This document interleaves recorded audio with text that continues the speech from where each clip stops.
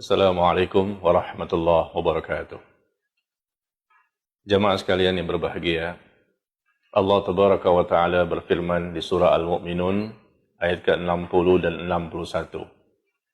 وَالَّذِينَ يُؤْتُونَ مَا آتَوْا وَقُلُوبُهُمْ وَجِلَةٌ أَنَّهُمْ إِلَى رَبِّهِمْ رَاجِعُونَ أُولَئِكَ يُسَارِعُونَ فِي الْخَيْرَاتِ وَهُمْ لَهَا سَابِقُونَ.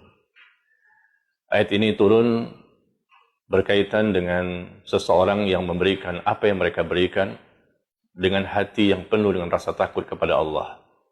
Karena mereka yakin, mereka tahu bahwa mereka akan kembali kepada Allah. Ketika ayat ini turun, maka Aisyah radhiyallahu anha bertanya kepada Nabi SAW, apakah maksudnya orang yang habis melakukan perbuatan mencuri, berzina, atau minum minuman keras? Ya, mereka yang telah melakukan suatu perbuatan dan setelah melakukan perbuatan itu lalu takut kepada Allah. Karena mereka yakin mereka akan kembali kepada Allah dan mereka takut mendapatkan balasan hukuman dan siksaan. Apakah maksudnya, kata Aisyah radhiyallahu anha, orang yang habis melakukan perbuatan mencuri lalu takut kepada Allah, ya, orang yang melakukan zina atau mereka minum minuman keras. Setelah melakukan perbuatan maksiat, tumbuh rasa takut kepada Allah, takut mendapatkan siksa dan azab dari Allah. Apa itu maksud dari ayat tersebut? Di surah Al-Mu'minun ayat ke-60. Maka Nabi SAW bersabda, La ya bintas Siddiq. Bukan itu maksudnya, wahai putri Abu Bakar As-Siddiq. Walakinnahum, tetapi mereka adalah orang-orang alladzina yusallun, wa yasumun, wa tasaddaqun, wa hum yakhafun an la yaqbala minhum. Tapi mereka itu adalah orang-orang yang mereka salat, dan mereka juga berpuasa, dan mereka juga orang-orang yang senantiasa bersedekah. Bayangkan jemaah sekalian, mereka salat, mereka berpuasa, dan mereka juga bersedekah, tapi mereka takut dan khawatir amal mereka tidak diterima. Setelah beramal, setelah beribadah, kemudian takut kalau amal tidak diterima. Ini maksud dari surah Al-Mu'minun ayat ke-60. Nah, berkaitan dengan kita sedang berada di bulan Ramadan, ya, kita mungkin banyak beribadah yang wajib maupun yang sunnah, dengan bacaan Qur'annya, dengan zikirnya, dengan salat malamnya dan lain-lain, maka hendaknya kita tumbuhkan rasa takut kita kepada Allah.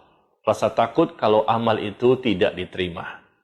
Ya, ini orang-orang yang Allah puji. Makanya Allah sebutkan di ayat ke-61-nya bahwa ulaika yusari'una fil khairat wa hum laha sabiqun. Maka mereka itulah orang-orang yang bersegera untuk melakukan berbagai macam kebaikan dan ketaatan. Dan mereka terlebih dahulu yang akan mendapatkan pahala dari Allah Tabaraka wa Ta'ala. Nah, jadi jamaah sekalian, Allah akan berikan pahala kepada mereka, dan mereka akan termotivasi semangat untuk ibadah.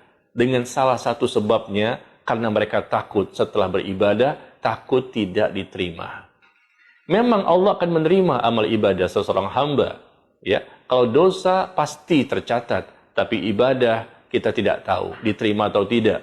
Allah menerima amal ibadah, tapi apakah kita yang terpilih untuk mendapatkan itu? Maka kita manfaatkan satu bulan Ramadan ini dengan kita banyak beribadah, dan agar bisa istiqomah, agar senantiasa termotivasi, agar senantiasa terbangkitkan semangat untuk beribadah, kita tumbuhkan rasa takut kepada Allah setelah beribadah. Sehingga kita merasa bahwa ibadah kita tidak ada apa-apanya, atau mungkin kita merasa ibadah kita jangan-jangan tidak diterima oleh Allah. Sehingga melahirkan ibadah berikutnya. Kita pun semakin semangat untuk melakukan ketaatan berikutnya. Tetapi andai kata seseorang itu beribadah kemudian tidak ada rasa takut kepada Allah, akibatnya dia ujub, dia sombong, dia riya, dia sum'ah dan lain-lain, mengakibatkan pahala pun tidak ada dan dosa sudah menanti orang tersebut. Maka jemaah sekalian, mari kita sama-sama tumbuhkan rasa takut kepada Allah setelah kita beribadah, kapan saja dan di mana saja.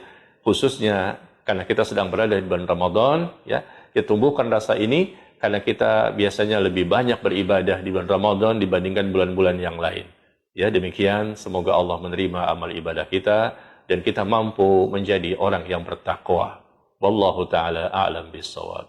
Wa sallallahu ala nabiyyina Muhammad walhamdulillahirabbil alamin. Wassalamualaikum warahmatullahi wabarakatuh.